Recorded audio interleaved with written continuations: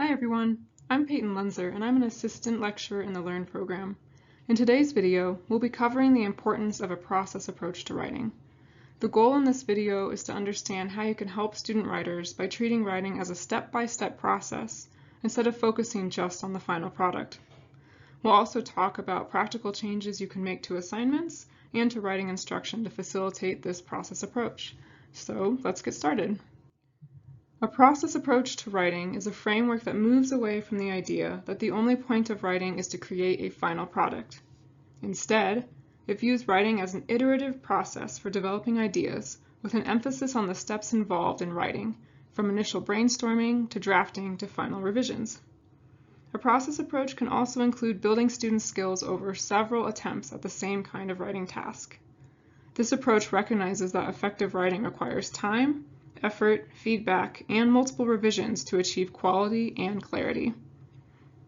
With a process approach, teachers and students should go through the multi-stepped process of producing a text together, taking time on each step in the process instead of focusing on the final text.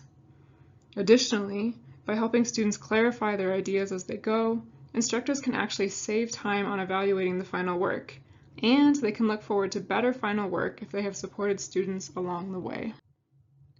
In classroom contexts, the writing process is generally pretty linear, though outside the classroom these stages can be more iterative. While the specific steps vary between writers and disciplines, and depending on the complexity of the project, they generally include the following.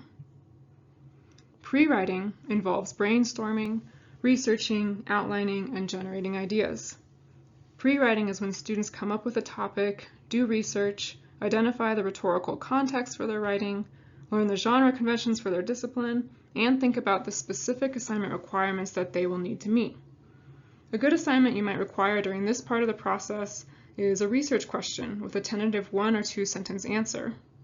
An annotated bibliography is another assignment during this stage that can help promote good research as students begin to dig into a project. Drafting is when writers create an initial draft without worrying about things like quality, clarity, adequacy of evidence, or crafting clear relationships among the ideas and sections they are working with. During this part of the process, you might consider collecting an introductory paragraph or an outline with topic sentences. These relatively short writing tasks can help you identify problems with overall scope, focus, and relevance early on. Revising is the process of reviewing, refining, and reorganizing the main ideas of the draft. In this stage, writers might add, delete, or rearrange sections, clarify or change their ideas, or address feedback from peers or instructors. At this stage, you might assign peer review or reflection assignments to help students identify possibilities for improvement. Lastly, editing focuses on the mechanics of writing. That's grammar, punctuation, spelling, and style, and proofreading the draft for consistency. If you've been using a process approach, students should catch many mechanical issues as they rework their ideas, but a final editing pass can help students recognize the importance of professional presentation. As a side note, if you ask students to proofread one another's work too early in the process, you might actually discourage them from continuing to make substantial changes to larger issues in their writing, so it's a good idea to save this part for the end. There are several reasons why it can be beneficial to approach writing from a process mindset. First, the process approach treats writing as a method for thinking and communicating. With this mindset, writing isn't a skill that students automatically do or don't have. It's a step-by-step approach to a task that any student can learn with time, practice, and feedback. It also enables you to provide follow-up guidance as you recognize gaps in your students' previous knowledge or experience. Building off of this point, a process approach teaches students to embrace feedback on their writing and also on their approach to writing.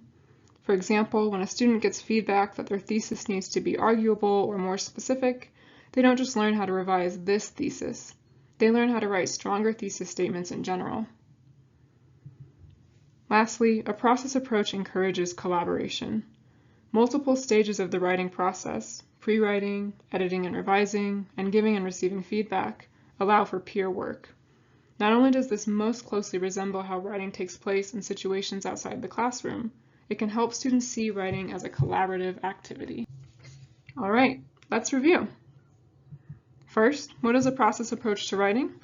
A process approach to writing views writing as a recursive process with multiple steps that can be revisited again and again in the writing process.